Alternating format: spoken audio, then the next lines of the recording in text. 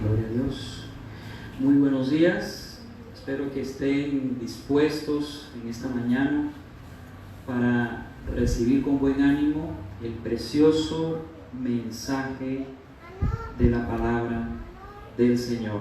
Amén. Y hoy quiero llevarlos a un pasaje que encontramos en el libro de Números, capítulo 14. El tema que hoy vamos a desarrollar es una interrogante. El tema de hoy es: ¿qué hace la incredulidad? Interesante pregunta. ¿Qué efecto produce la incredulidad en cada uno de nosotros? Para contestar esta pregunta y desarrollar este tema, quiero leerles Números 14. Vamos a hacer lectura de Números 14, versículos 1 al 11. Números 14, versículos 1 al 11. Es importante que traigamos nuestras Biblias. No la dejen en su casa. Un cristiano sin Biblia es como un soldado que sale a la batalla sin su espada. Entonces es importante, les exhorto con amor en esta mañana que traigan sus Biblias, sus libretas de apunte, porque cada predicación es una enseñanza de bendición para nuestras vidas, de parte del Señor. Entonces vamos a leer Números 14, versículo 1 en adelante. Entonces toda la congregación gritó y dio voces, y el pueblo lloró aquella noche. Y se quejaron contra Moisés y contra Aarón todos los hijos de Israel, y les dijo toda la multitud: ojalá murieran en la tierra de Egipto.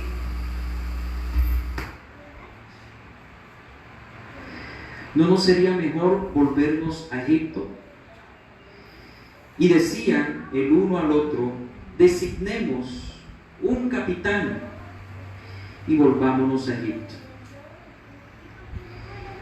Entonces Moisés y Aarón se postraron sobre sus rostros delante de toda la multitud de la congregación de los hijos de Israel. Y Josué, hijo de Nun, y Caleb, hijo de Jefone, que eran de los que habían reconocido la tierra, rompieron sus vestidos y hablaron a toda la congregación de los hijos de Israel, diciendo: la tierra por donde pasamos para reconocerla es tierra en gran manera buena. Si Jehová se agradare de nosotros, Él nos llevará a esta tierra y nos las entregará, tierra que fluye leche y miel. Por tanto, no seáis rebeldes contra Jehová, ni temáis al pueblo de esta tierra, porque nosotros los comeremos como pan. Su amparo se ha apartado de ellos, y con nosotros está Jehová, no los temáis. Entonces toda la multitud habló de apedrearlos, pero la gloria de Jehová se mostró en el tabernáculo de reunión a todos los hijos de Israel. Y Jehová dijo a Moisés: ¿hasta cuándo me ha de irritar este pueblo? ¿Hasta cuándo no me creerán con todas las señales que he hecho en medio de ellos? Gracias, Padre Celestial, te damos por tu palabra, por esta enseñanza que hoy tú nos traes. Te pedimos, Señor, que toques nuestros corazones, que abras nuestro entendimiento y que esta palabra, Señor, penetre hasta lo más profundo de nuestros corazones, porque te lo pedimos en el poderoso nombre de tu Hijo amado Jesucristo. Amén. Bueno, aquí encontramos nosotros en este capítulo 14 del libro de Números al pueblo de Israel a punto de entrar a la tierra prometida, a esa tierra donde fluye leche y miel, a esa tierra de bendición. Dios le había prometido a sus antepasados, a Abraham, a Isaac, a Jacob, que Él les daría la tierra por heredad. ¿Cuál tierra? La tierra de Canaán. Y Abraham, aunque no vio esa promesa, sí su descendencia. Y recordemos nosotros que el pueblo de Dios, el pueblo de Israel, que viene de las 12 tribus de Jacob. Jacob era hijo de Isaac, Isaac de Abraham. Estas 12 tribus llegaron a Egipto. Los 12 hijos de Jacob, que representan las 12 tribus, allá empezaron a reproducirse y llegaron a ser un pueblo bastante grande y poderoso. Y estuvieron cautivos 430 años ahí en Egipto. Y este pueblo clamaba a Dios, lloraba cada noche, cada mañana, pidiendo al Señor que los liberara de ese yugo de esclavitud. 430 años, imagínense ustedes, un pueblo cautivo, siendo esclavo, subyugado, trabajando en oficios forzosos todos los días. Este pueblo estaba ya cansado de esta situación, y es cuando Dios escucha el clamor de este pueblo, del pueblo de Israel, y levanta a Moisés, que es un tipo de Cristo, porque Moisés fue levantado para salvar al pueblo de Israel de la esclavitud de Egipto, así como Cristo fue levantado para librarnos de la esclavitud del pecado. Entonces el Señor levanta a Moisés, que es un tipo de Cristo en el Antiguo Testamento, con su hermano Aarón, y Dios, luego de preparar a estos líderes, Él envía a Dios al faraón para que el pueblo de Israel pudiese ser libre. Y bueno, pues ya ustedes conocen la historia.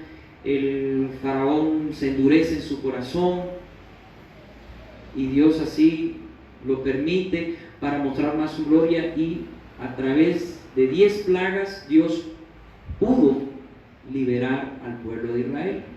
Israel sale de la esclavitud de Egipto, ¿cierto? Y se dirigen a la tierra de Canaán.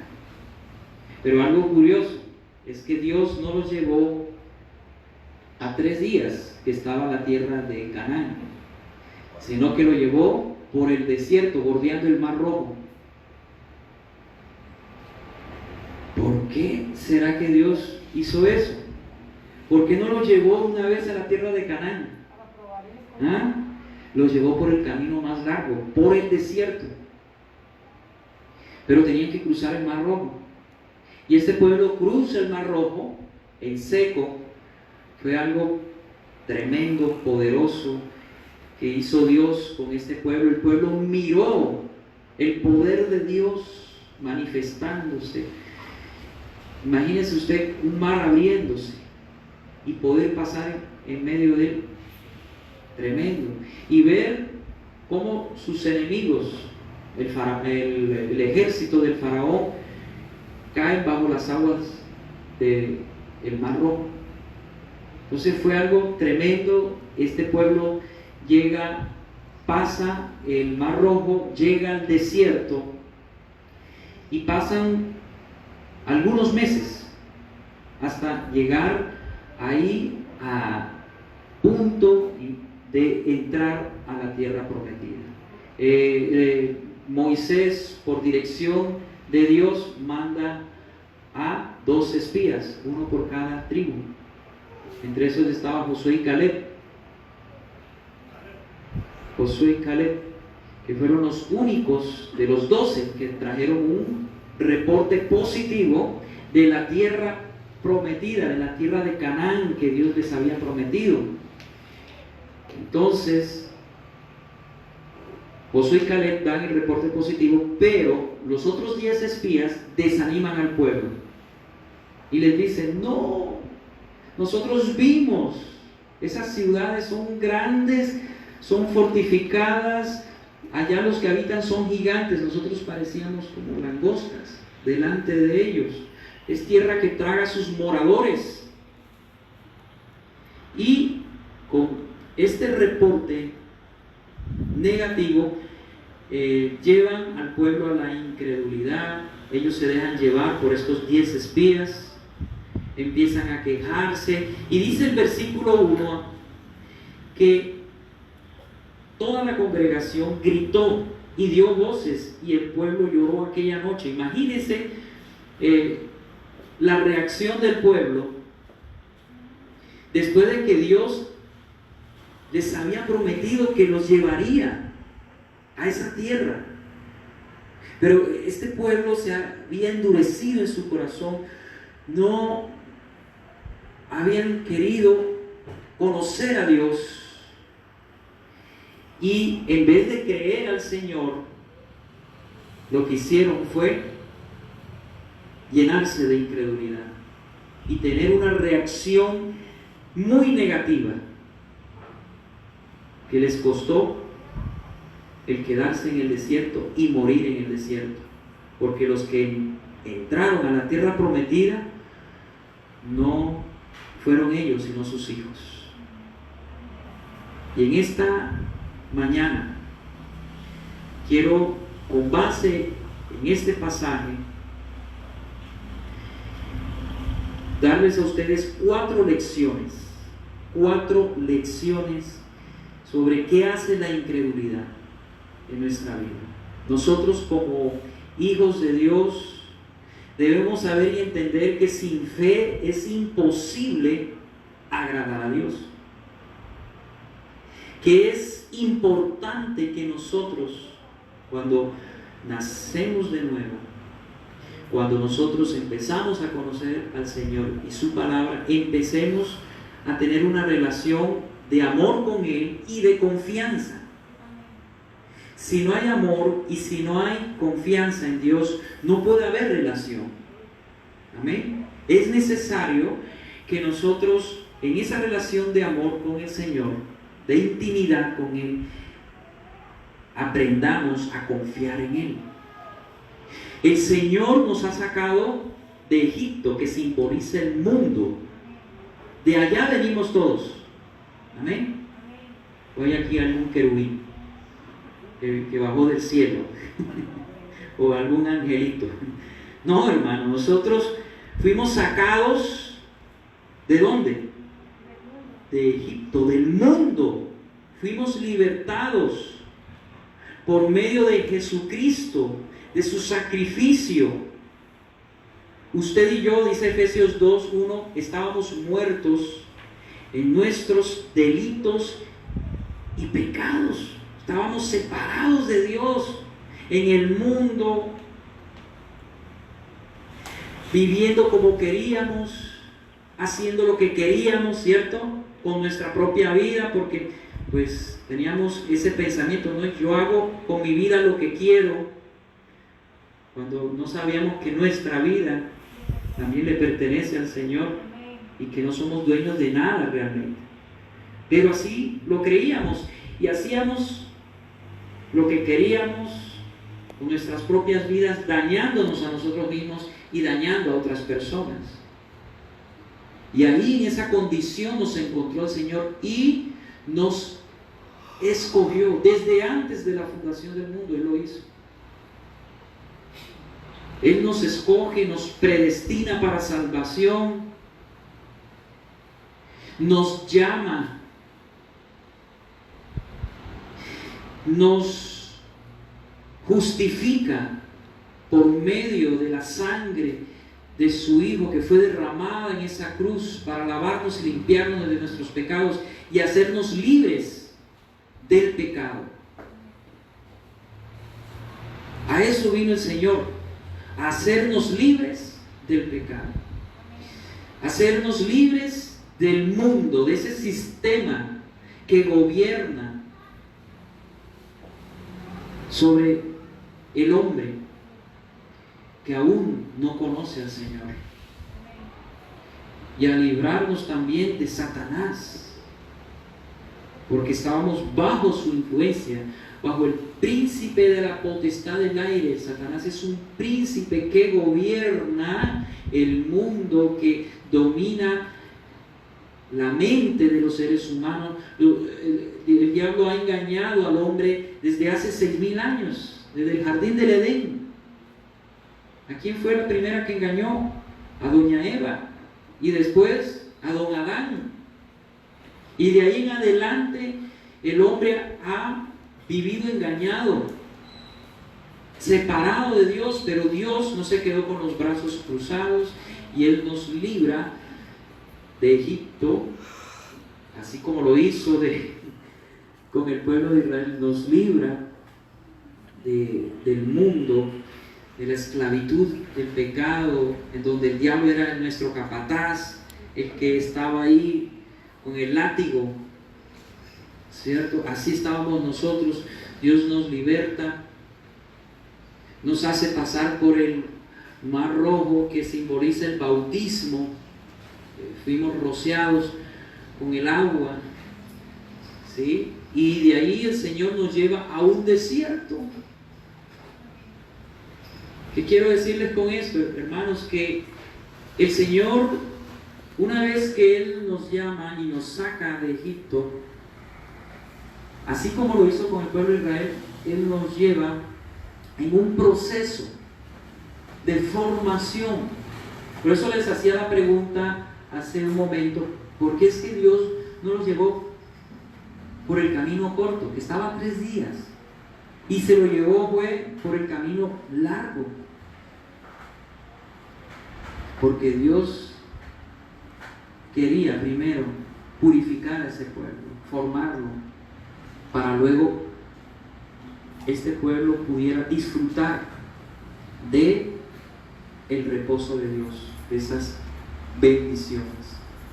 Y así el Señor nos ha llevado. Una vez que nos llaman, nos mete en un desierto. Hay duros desiertos, ¿cierto? Desiertos que son necesarios, hermano. Por eso hay incluso un desierto.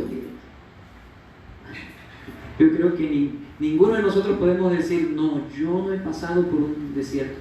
Todos hemos pasado por algún desierto, hermanos. Por esos valles de sombra de muerte, por esos momentos difíciles en donde quisiéramos no estar, pero que son necesarios. Y así estaba Dios tratando con Israel, pero este pueblo era tan duro de corazón que resistió el trato de Dios, a tal punto que cuando estaban ya a punto de entrar a la tierra prometida, no quieren hacerlo, porque no creen en el Señor, y se llenan de miedo y empiezan a llorar y empiezan a quejarse de sus líderes y a querer volver a Egipto.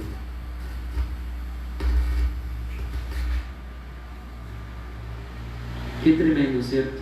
Volver de donde el Señor los sacó. Y hoy vamos a mirar precisamente 4 lecciones que nos deja este pasaje. ¿Qué hace la incredulidad?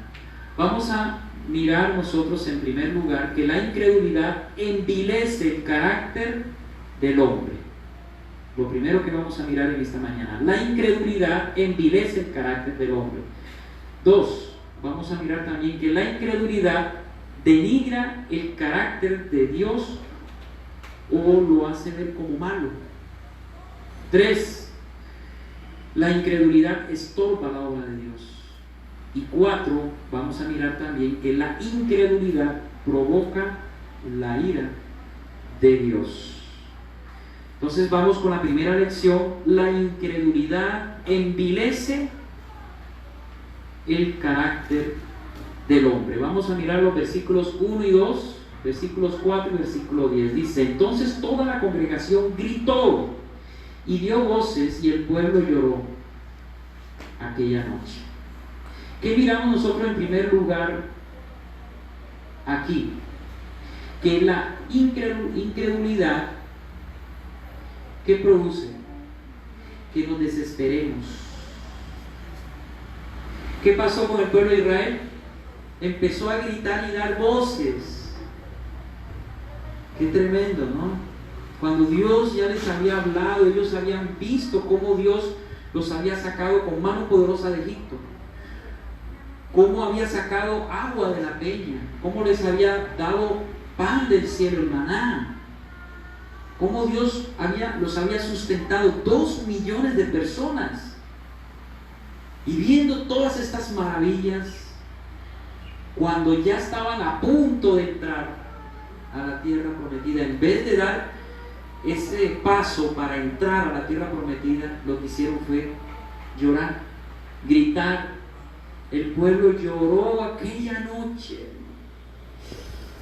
Qué tremendo. ¿Cuántas veces nosotros no hacemos lo mismo, cierto? Amén. Llega el problema, la situación, estamos en el desierto y estamos a punto de entrar a una bendición poderosa de parte del Señor. Pero nosotros, por nuestra incredulidad, en vez de avanzar, lo que hacemos es retroceder.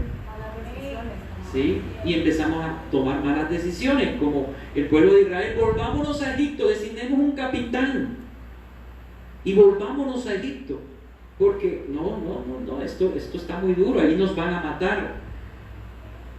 Dios nos ha dado promesas a nosotros, promesas de bendición, ¿sí? Y Él nos ha prometido que estará siempre con nosotros. Entonces, ¿cuál es el problema? ¿Cuál es el miedo? Lo que pasa es que nosotros somos tan difíciles en nuestro corazón. Por eso es que Dios tiene que tratar nuestro corazón, desmenuzarlo, quebrantarlo, porque estamos tan endurecidos que no miramos más allá de nuestras narices. Y eso es un error tremendo. Entonces miramos que la incredulidad envilece el carácter del hombre. ¿Cómo?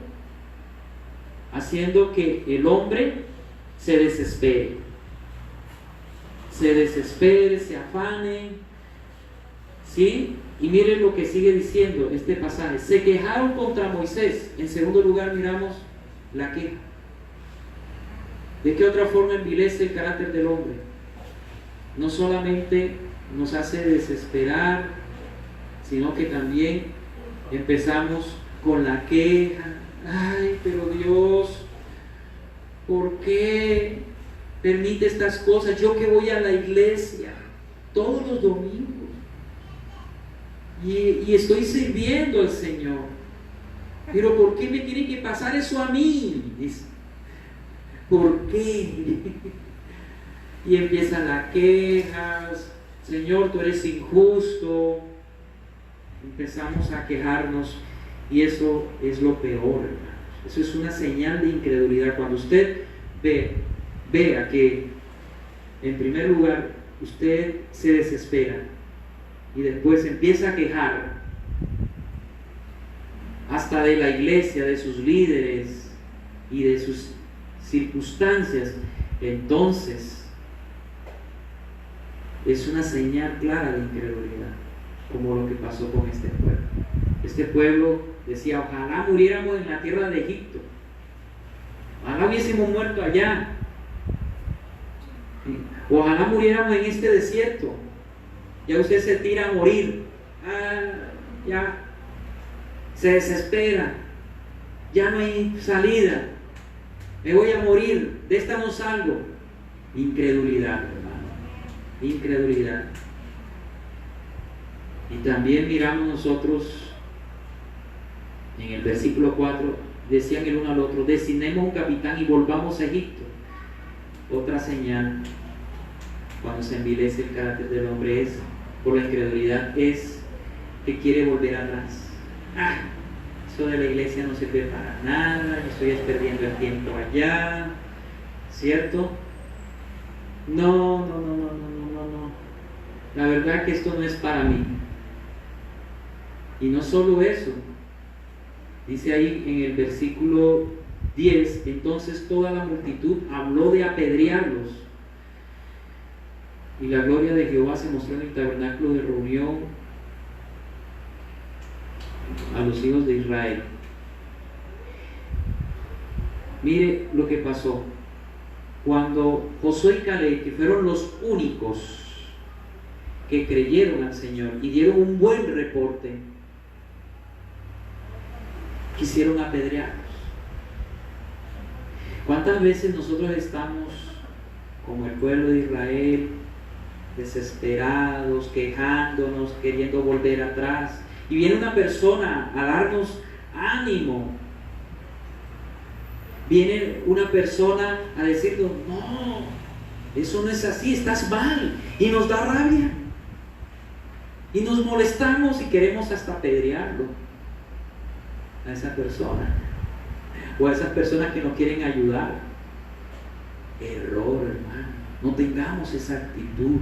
Examinemos nuestro corazón, examinemos nuestras actitudes, veamos si realmente nosotros estamos teniendo una actitud de fe o si estamos teniendo una actitud de incredulidad. Yo les recuerdo nuevamente, sin fe es imposible agradar a Dios. Si usted quiere agradar a Dios,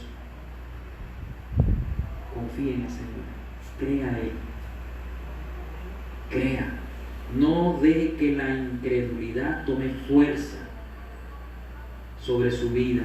No deje que la incredulidad envilezca tu carácter, haciéndote gritar y dar voces de desesperación. Ay, como yo no sufre ninguno. Me llaman el Job de Neiva.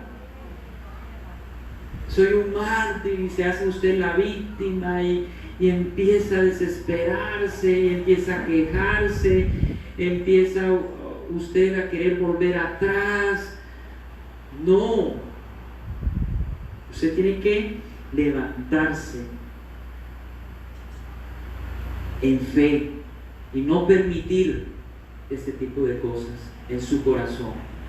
Y no se ponga bravo tampoco por las personas que en algún momento le amonesten y le hagan ver que está usted mal, que debe mejorar su actitud con el Señor. Hermanos, por eso tengamos cuidado con la incredulidad, porque sin darnos cuenta podemos nosotros estar perdiendo el entrar a esa bendición, ese reposo que el Señor quiere que disfrutemos. Otra lección que tenemos, la segunda, es la incredulidad denigra el carácter de Dios, lo hace ver como malo.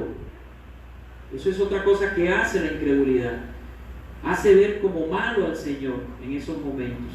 Miremos lo que pasó con Israel en el versículo 3. ¿Y por qué nos trae Jehová? Mire lo que dijo el pueblo del Señor. ¿Y por qué nos trae Jehová a esta tierra para caer a espada y que nuestras mujeres y nuestros niños sean por presa? ¿No sería mejor volvernos a Egipto? Miren lo que estaba diciendo este pueblo. Qué irracionalidad. Después de haber visto la mano poderosa de Dios, defendiéndolos de sus enemigos, libertándolos de Egipto, de darles agua, alimento en el desierto.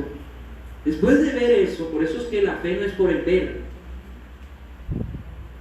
¿Se da cuenta que una persona no va a creer porque vio? No, la fe es por el oír. Romanos 10, 17. Y el oír la palabra del Señor. El pueblo vio muchas maravillas, cosas que nosotros no hemos visto físicamente hablando. ¿Cuándo hemos visto nosotros un mar embravecido abriéndose en dos, pasar en seco, mirar que de una roca sale agua porque sí, o que nos llueva pan del cielo? ¿Cuándo hemos visto eso? Ellos lo miraron físicamente, pudieron ver el poder de Dios y aún así no creyeron y empezaron a hablar mal del Señor, diciendo: oye, es que Dios nos trajo acá para morir a espada, para matar a nuestras mujeres y a nuestros niños. ¿No hubiese sido mejor volvernos al mundo? Dirá algún cristiano: mejor me voy a la vida de antes. Yo recuerdo cuando yo no conocía al Señor, a mí me iba hasta mejor, dicen algunos. me llovía el trabajo, tenía plata en el bolsillo. Así me han dicho. Amistades tenía por montón, pero ahora que soy cristiano, se desaparecen los amigos, las cosas empiezan a poner un poco difícil. ¿Por qué? Y empezamos a ver por nuestra inmadurez a Dios como malo. Es que Dios ya no me ama, Dios no me quiere. Si Dios me amara, no permitiera que yo estuviera así.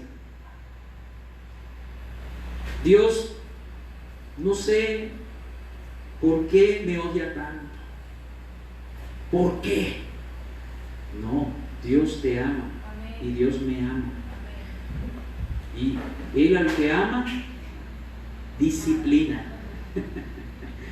Lo que Dios estaba haciendo con Israel era disciplinándolo, es decir, enseñándoles en el desierto a depender de Dios. Y eso es lo que hace el Señor con nosotros, nos disciplina, nos enseña. La disciplina no es el castigo, es la enseñanza. Dios nos enseña para que a través de ese desierto, de esa necesidad que tú estás pasando, puedas tú aprender muchas cosas, hermano. Yo las mejores cosas que he aprendido de Dios han sido en los momentos de desierto, no en los mejores momentos de mi vida. En los peores momentos de prueba, ahí es donde yo he aprendido más de Dios y he aprendido a conocerlo más y a conocerle más. En el desierto, por eso es necesario los desiertos. ¿Que es duro? Sí, es duro. Nadie ha dicho que no. ¿Que es difícil? Sí, es difícil. ¿Y qué es fácil en esta vida? Entonces, ¿ustedes creen que con el Señor va a ser diferente? Él va a permitir cosas duras. Él nos va a meter en situaciones tremendas. Pero acuérdense, no es para mal, es para bien. Romanos 8:28, para los que amamos a Cristo Jesús, todas las cosas, no algunas cosas, todas nos ayudan a bien.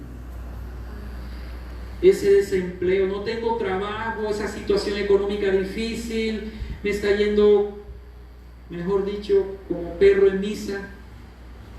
¿Ustedes saben cómo les van los perros en la misa? ¿Ah? Los sacan de patadas. Y así a veces uno va y toca las puertas y los amigos, ¿dónde? Se esfumaron. Las puertas se cierran, nada sale bien, pero qué mala racha es esta, dice uno, ¿cierto? Y uno no entiende, pero ¿qué pasa? ¿Será que Dios está bravo, no me ama? No, nada de eso, es que Dios quiere que lo conozcas a Él en esa necesidad, porque es ahí, en los tiempos de desierto, de prueba, donde más conocemos a Dios y donde más aprendemos nosotros de nuestra relación con el Señor. Y una de las cosas que tenemos que aprender es a depender más de Él.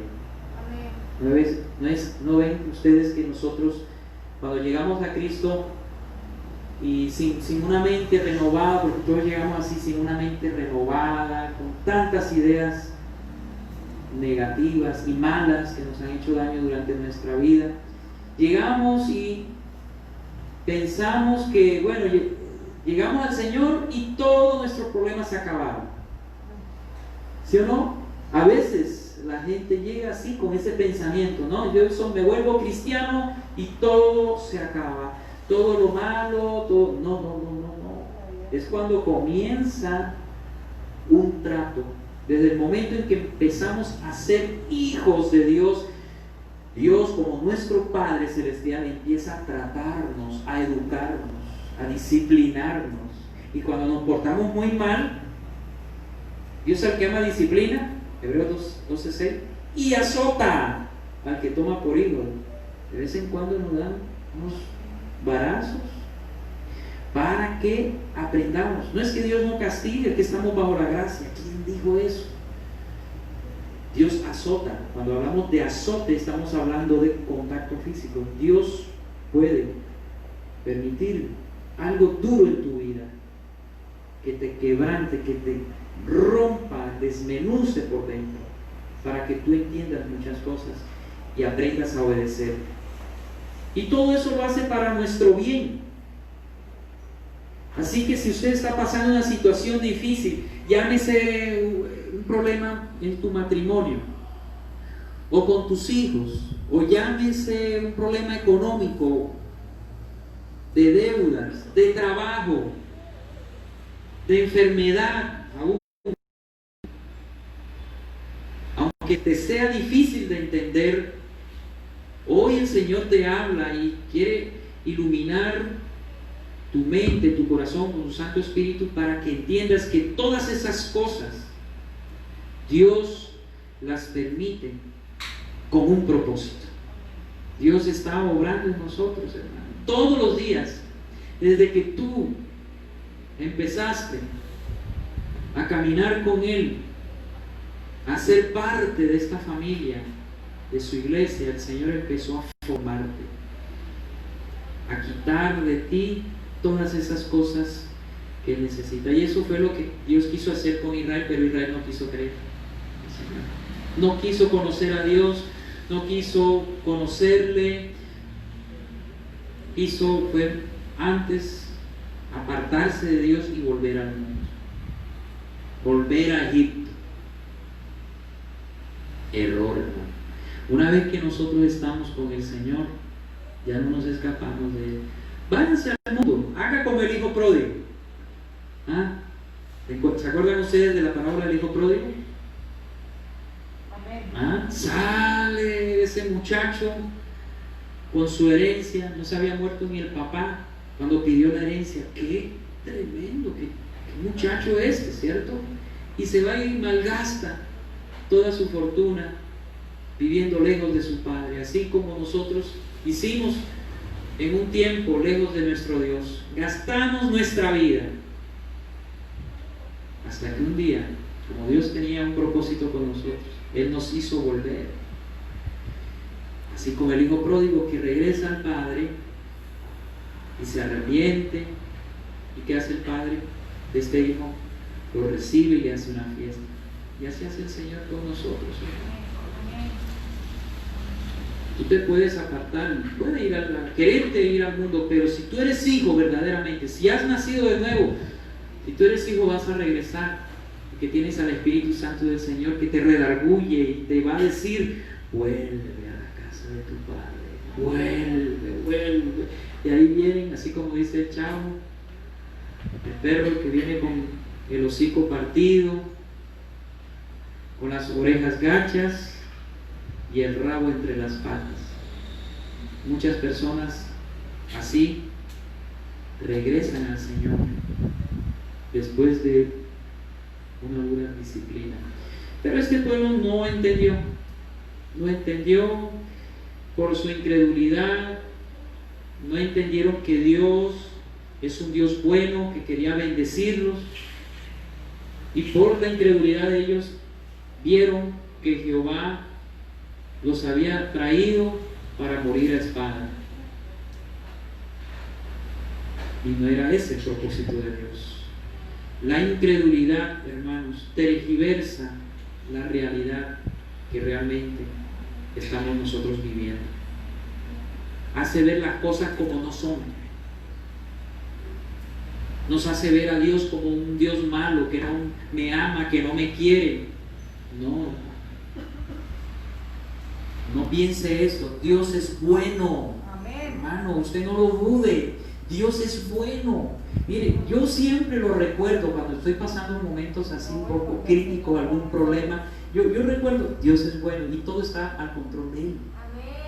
¿Sí? Él tiene el control de todo. Él sabe lo que está haciendo en mi vida, y si lo permitió es por algo, y yo descanso en eso. Bueno, Señor, me está pasando eso, por algo será. Pero yo no voy a pensar que Dios es malo porque me está pasando eso. Dios es bueno. Él siempre está buscando sacar lo mejor de ti. Por eso es que Él nos mete así, nos mete como esas semillitas de mostaza o de aceite. Para sacar el aceite, ¿qué hacen? Prensan el grano hasta sacar. El Señor hace eso, saca lo que tenemos adentro, va formando en nosotros ese carácter que Él quiere que desarrollemos, amados hermanos. Otra lección, en tercer lugar, tenemos que la incredulidad estorba la obra de Dios. Versículo 4, mire lo que decía este pueblo: y decían el uno al otro, designemos un capitán y volvamos a Egipto. ¿Qué hace la incredulidad? Estorba la obra de Dios. Por nuestra incredulidad estorbamos lo que Dios está haciendo en nuestras vidas, así como pasó con Israel. Por la incredulidad de este pueblo, ¿qué hizo? Estorbó la obra de Dios. No siguieron adelante hacia la tierra prometida, quisieron volver atrás. Volvámonos a Egipto, designemos un capitán y regresémonos a Egipto, estorbando el plan del Señor. ¿Qué tuvo que hacer el Señor? Eso es lo que ustedes quieren. Los voy a poner a dar vuelta en el desierto 40 años. Ya el Señor les dice: ya yo no estoy con ustedes, porque ellos ya quisieron como que entrar a la tierra prometida. Luego, no, ya nosotros vamos. No, ya no. Ya se devuelven al desierto. 40 años, y toda esa generación que había salido de Egipto murieron tirados en el desierto. Solo los hijos pudieron entrar a la tierra prometida. Ni siquiera Moisés. Ni siquiera Moisés tampoco pudo entrar, porque cuando Dios le mandó a que hablara a la roca, que saliera agua, lo que hizo Moisés, por la ira provocada por ese pueblo tan rebelde, fue golpear la piedra 3 veces y no le dio gloria al Señor. Él no le dio gloria al Señor con eso, sino que él al dar esos 3 golpes a la piedra, él actuó con soberbia y como que sal agua, sin saber que es por el Señor que sale el agua, no porque él golpee la piedra. No glorificó al Señor, y por eso Dios le dijo: no entrarás, la verás de lejos. Qué tremendo, ¿no? Con Dios no se juega. Y es el mismo Dios de hoy, porque el Dios de hoy es el mismo de siempre. Algunos se equivocan diciendo: no, es que el Dios del Antiguo Testamento era un Dios severo, un Dios que se airaba con nada, y el Dios del Nuevo Testamento es todo amor, todo písenlo. No, es el mismo Dios. Lo que pasa es que Dios está tratando con nosotros bajo un pacto diferente, que es el pacto de sangre. Estamos en la gracia de Dios, y Dios trató con el pueblo de Israel bajo otro pacto, que es un pacto condicional, que tuvo un trato con ellos de una manera diferente, bajo la ley, ya no bajo la gracia. Ahora en la gracia del Señor contamos con muchas cosas con las que no contó el pueblo de Israel, porque ahora estamos en Cristo, y por la obra de Cristo tenemos salvación, vida eterna asegurada, tenemos bendiciones. Pero el problema es que muchos cristianos no están viviendo esa salvación, esa vida nueva, no están disfrutando de esas bendiciones. ¿Por qué?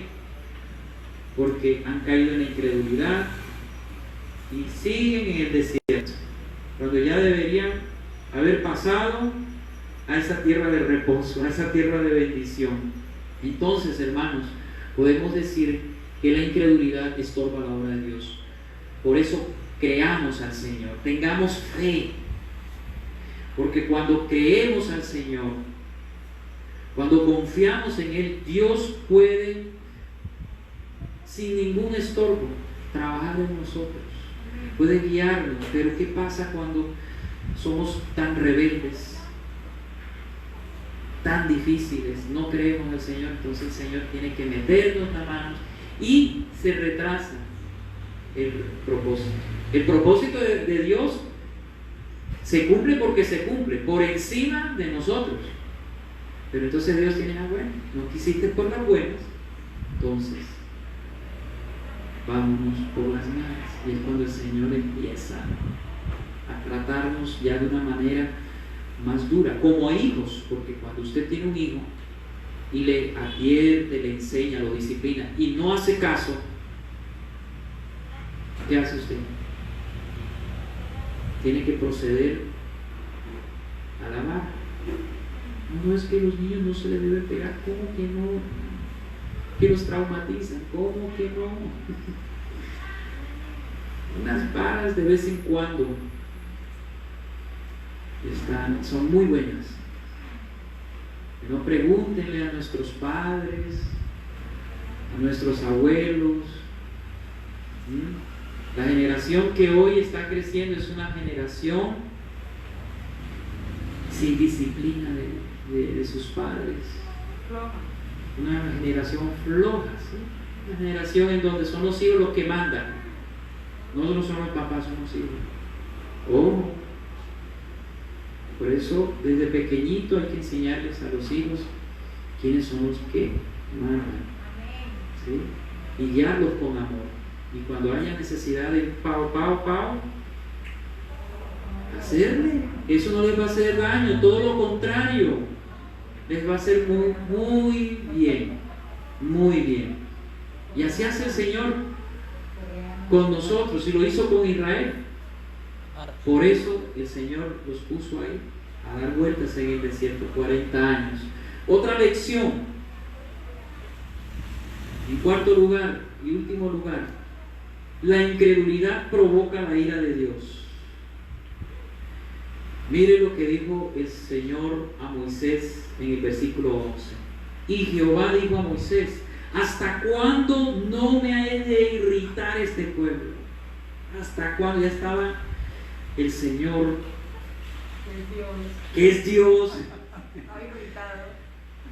que tiene toda la paciencia, más paciencia que todo ser humano, que cada uno de nosotros juntos. Dios es paciente, lento para la ira, grande en misericordia. Imagínense, Dios es lento para la ira, lento. O sea, si tú quieres ver irritar a Dios, tú no lo vas a irritar de la noche a la mañana. Va a tener que pasar mucho tiempo, porque el Señor es lento para la ira y grande en misericordia. Dios es tan misericordioso, tan hermoso, ¿cierto? Mire, y con esos atributos que el Señor tiene, perfectos, porque en la persona del Señor esos atributos son perfectos. No es como en nosotros. Se irritó con este pueblo. Oiga, seguramente pues no era porque sí. Ya estaban colmando la paciencia. Ya el Señor estaba que explotaba, mira, ¿sí? Por eso le dijo Jehová a Moisés: ¿hasta cuándo no me he de irritar este pueblo? Ya me tienen harto de estas personas. ¿Hasta cuándo no me creerán? Y tantas cosas que el Señor había hecho con ellos y no creían. ¿Hasta cuándo no me creerán? Con todas las señales que he hecho en medio de ellos. Oiga, así a veces el Señor puede decirnos a nosotros: ¿hasta cuándo no me ha de irritar este hijo mío? Sí, con su incredulidad, con su queja, con sus reclamos. ¿Hasta cuándo no me ha de creer con todo lo que ya yo he hecho en su vida? Una de las cosas que pasan en nosotros muchas veces es que nos olvidamos de las cosas buenas que Dios ha hecho en el pasado por nosotros.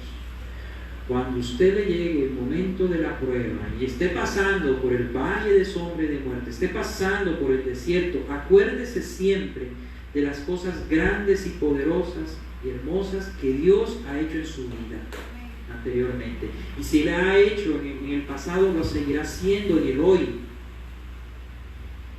Y Él seguirá siendo fiel, aunque nosotros seamos infieles, porque hay un pacto incondicional de por medio, que es el pacto de sangre. Es ese pacto en donde Cristo muere y derrama su sangre. Y esa sangre, que es la señal del nuevo pacto, hoy vamos precisamente a celebrar la Santa Cena. Esa sangre es la señal de ese nuevo pacto. Un pacto con mejores promesas, con un sumo sacerdote que está en los cielos intercediendo por nosotros, que es Jesucristo, con el Espíritu Santo que Él nos ha enviado y que vive dentro de nosotros. Qué tremendo, qué tremendo. Todo lo que Dios nos ha dado, pero aún así seguimos y seguimos en nuestra debilidad, dudando del Señor, dudando de su poder. No dude del Señor, no dude, crea, no dude. Mire, y el Señor nos avergüenza. A mí me ha pasado, porque a mí me ha llegado la duda. A veces he sentido como que, ay, sí, como que, ay Dios, pero Señor, ¿qué pasa? Mira, sí. Pero después lo que hago es orar y descansar en Él. Y cuando el Señor me responde, pero es abundante, sobreabundante, y le calla la boca a uno. Amén. Y queda uno como que, ay, perdóname. Uno queda como con vergüenza. Eso me ha tocado hacer varias veces. Cuando el Señor da, no se detiene. No se detiene. Yo lo he podido mirar en mi vida, y ustedes también habrán podido ver. Hay momentos críticos en donde parece que Dios ni estuviera por las curvas, ni por allí cerca, pero Él siempre está. Amén. Pasa que nuestra incredulidad no nos hace ver al Señor ahí en ese problema, pero Él siempre está. Y cuando nosotros resistimos y esperamos en Él, llega el momento en que Dios derrama de su bendición, y cuando Él lo hace, eso es una tras de otra, y ¿sí o no? Ustedes lo han visto, una tras de otra, y uno dice: oh Señor, cuán bueno eres tú. Señor, perdónanos, porque realmente nosotros somos tan débiles, tan incrédulos, y ahí vamos aprendiendo, porque eso es algo que aprende uno. Eso no es de la noche a la mañana, hermanos. Van a llegar las quejas, porque todavía no hemos sido perfeccionados en su totalidad. Hay cosas que el Señor está animando, y en los momentos difíciles es cuando salen a luz esas cosas que tenemos que ir eliminando con la ayuda del Señor. Como conclusión, vamos a mirar, ya para terminar, vamos a mirar en conclusión 4 enseñanzas que yo quiero que ojalá, si no la anotan, tómenla fotos. Esto es muy importante. Esta es la conclusión que podemos nosotros sacar de esta enseñanza. Y la primera es: debemos creer y confiar en el Señor siempre, no importa que la situación sea difícil. Debemos confiar y creer en el Señor siempre, no importa cuál sea la situación. Usted no deje de confiar y de creer en el Señor. No dude, usted confíe y obedezca siempre al Señor. Confíe y obedezca al Señor. Este pueblo no quiso obedecer al Señor porque no confiaba en Él. Vayan a la tierra prometida. No. Qué miedo. No confiaron en el Señor, no lo obedecieron. Y lo lamentaron toda su vida. Los 40 años que vivieron ahí dando vueltas en el desierto. 2. No te quejes. Alaba a Dios. No te quejes. reemplaza toda quejanza por una alabanza a Dios. Pero qué difícil, pastor. Claro, es difícil. Yo no he dicho que es fácil.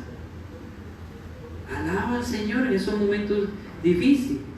En Santiago capítulo 1 dice que debemos tener por sumo gozo cuando nos hallemos en diversas pruebas, que nos debemos gozar cuando nos hallemos en diversas pruebas. ¿Cómo así? Porque la prueba de nuestra fe produce paciencia. Entonces no te quejes, alaba al Señor, porque Dios es grande y poderoso y está haciendo grandes cosas en tu vida. En tercer lugar, no tengas miedo, sigue adelante. Cuando el Señor te diga, pasa a la tierra prometida, cuando el Señor te diga, da ese paso, dalo. Cuando el Señor te diga qué hacer, hágalo. No te quedes ahí amedrentado como lo hizo Israel. Sigue adelante hacia donde el Señor te quiere llevar. Dios te quiere llevar a cosas cada vez mejores. Pero tú tienes que dar el paso y seguir peleando la buena batalla de la fe. En cuarto lugar, después del desierto, que todos los tenemos, viene ¿qué cosa? El alivio de parte de Dios. Amén. Ese alivio. ¿Sí? Después del desierto viene el alivio de parte del Señor. Soporte ese desierto. No, esto está duro, esto está muy caliente, hay hasta alacranes que me pican, serpientes. Soporte, porque la bendición puede estar allí, aún, ahí a tus narices, a punto tú de llegar a disfrutar ese reposo de Dios, esa bendición. Y por tu incredulidad puede que vuelvas atrás y se retrase todo lo que Dios tiene para tu vida. Entonces es importante. Después del desierto viene el alivio de parte de Dios. Entonces recuerden bien estas 4 lecciones. Crea y confía en el Señor siempre, no importando la situación, nunca dudes. 2, no te quejes, alaba a Dios. 3, no tengas miedo, sigue adelante. Y 4, después del desierto, recuerda siempre esto, viene el alivio de parte del Señor. Vamos a prepararnos entonces para celebrar la Santa Cena. Yo les pido a los que están allá detrás, háganse más hacia acá, guardando la distancia prudente, pero yo les pido que se pongan acá para poder celebrar bien la Santa Cena, se les pueda repartir aquí el pan y el vino. La Santa Cena es una de las ordenanzas que el Señor Jesucristo nos ha dejado. El Señor Jesucristo nos dejó 2 ordenanzas. 1, el bautismo. Por eso los que no se han bautizado, ya llevan un tiempo en el Señor, bautícense, inscríbanse para los bautismos, porque prontamente voy a hacer bautismo. Y 2, la Santa Cena. La Santa Cena. La Santa Cena la vamos a celebrar el primer domingo de cada mes. ¿Sí? Pero tenemos que estar preparados, porque es un acto en donde nosotros recordamos lo que Cristo hizo por nosotros. ¿Qué hizo el Señor por nosotros? Derramó su sangre preciosa por nosotros, entregando su cuerpo por nuestros pecados, en expiación por nuestros pecados. También estamos al celebrar la Santa Cena recordando la segunda venida de Cristo, que Cristo viene por nosotros.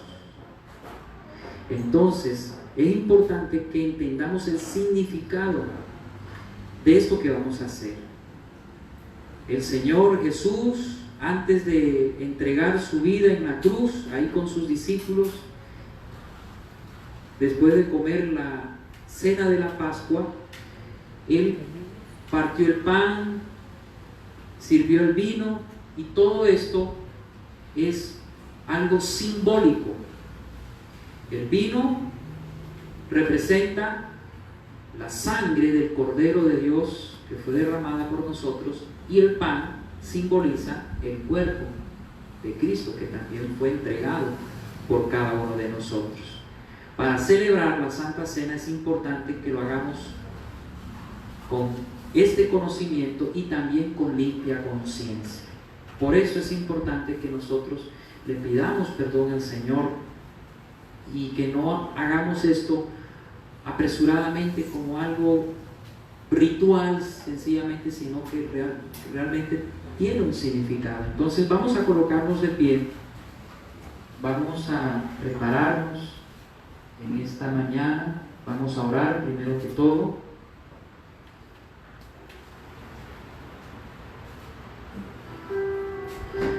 Vamos a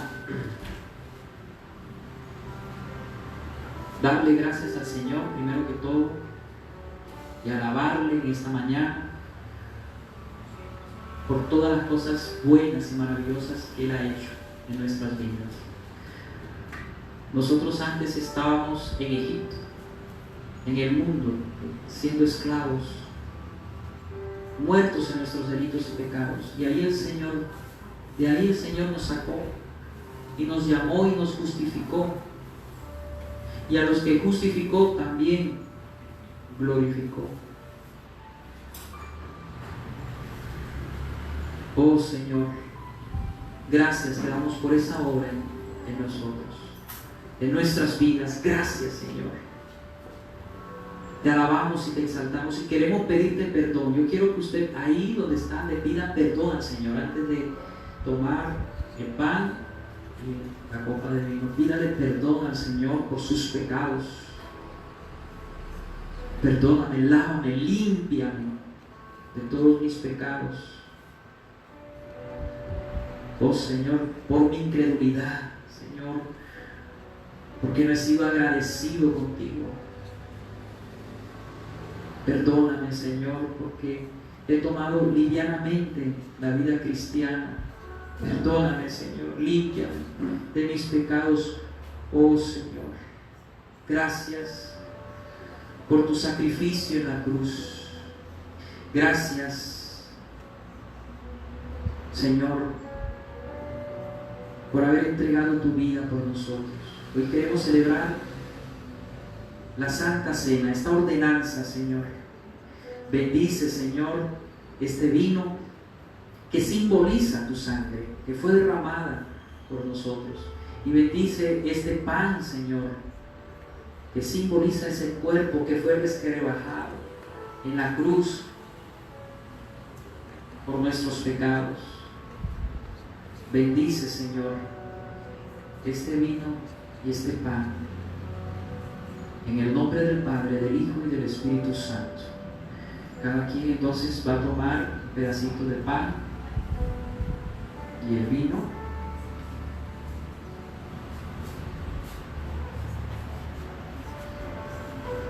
Gracias, oh Señor. Gracias, Padre Celestial.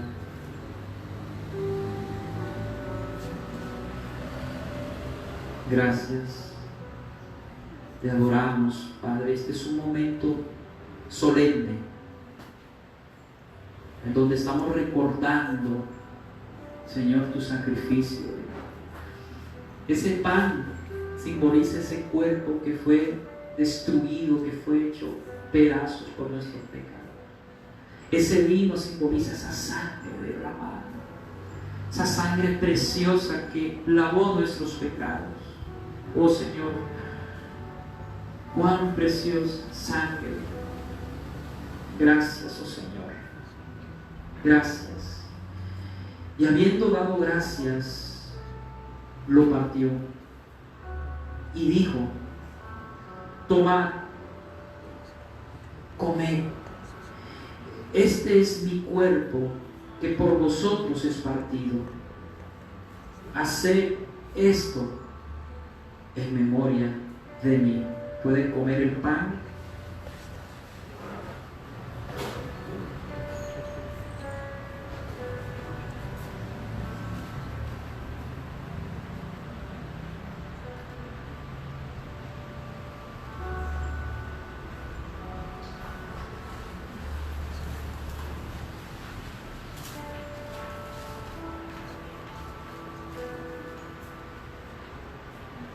Y asimismo tomó también la copa después de haber cenado, diciendo: esta copa es el nuevo pacto en mi sangre. Haced esto todas las veces que la bebiereis en memoria de mí, dice el Señor. Pueden tomar la copa de vino, tomar el vino.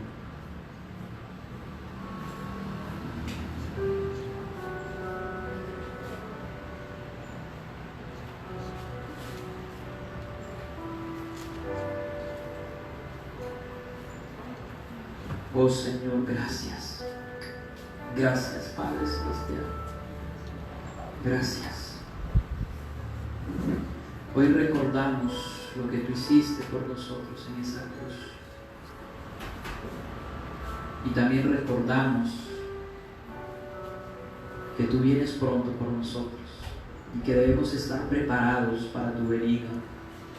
Porque el que tiene esta esperanza se purifica a sí mismo. El que tiene esta esperanza se purifica. Por eso, Señor, cada día nos purificamos, nos apartamos, nos santificamos, esperándote de los cielos a ti, oh Señor.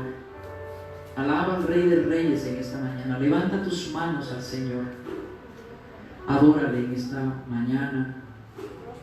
No te quedes con la boca cerrada, con los ojos abiertos, distraído, no. Levanta tus manos al Señor en esta mañana y bendícele. Oh Señor, te alabamos, te exaltamos, te damos toda la gloria y la honra a ti, Señor. Te alabamos y te damos toda la gloria a ti, Señor. Toca, ministra a tus hijos. Oh Señor, estamos tan agradecidos contigo. Tan agradecidos contigo, Señor. Gracias. Gracias, oh Señor. Te adoramos. Los que hayan preparado una ofrenda al Señor pueden tomarla en su mano derecha y decirle: Señor, de lo que tú me has dado hoy te doy a ti, no con tristeza ni por obligación, sino con alegría, porque tú amas al dador alegre. Bendice las ofrendas de tus hijos en el nombre del Padre, del Hijo y del Espíritu Santo. Amén y amén. Los que hayan preparado su ofrenda pueden pasar adelante. Señor, fortalécenos, sosténnos fuertes, Señor. Ayúdanos a ser cada día más y más fortalecidos en ti, Señor, en nuestra fe. Que no nos pase como este pueblo de Israel que no te creyó y quedó tirado en el desierto, sino que podamos pasar a esa tierra prometida que simboliza el reposo de Dios, esa vida abundante a la cual el Señor quiere llevarnos y quiere que experimentemos. Oh Señor, permítenos crecer más y más en la fe y poder resistir ese desierto. Si tú estás en algún desierto, dile al Señor: Señor, aquí estoy caminando contigo, resistiendo. Sé de que un día podré entrar a esa tierra prometida, donde fluye la leche y la miel. Oh Señor, fortalece la fe de tu pueblo, Señor. Dale la fortaleza para que resistan el desierto y puedan, Señor, pasar a la tierra prometida. Oh Señor, gracias, Padre. Hoy seguimos avanzando con pisada firme en ti. Dígale al Señor: no me dejaré dominar por el miedo ni por la incredulidad, sino que creeré en ti, en tus promesas, y seguiré adelante hacia la meta del supremo llamamiento, que es en Cristo Jesús.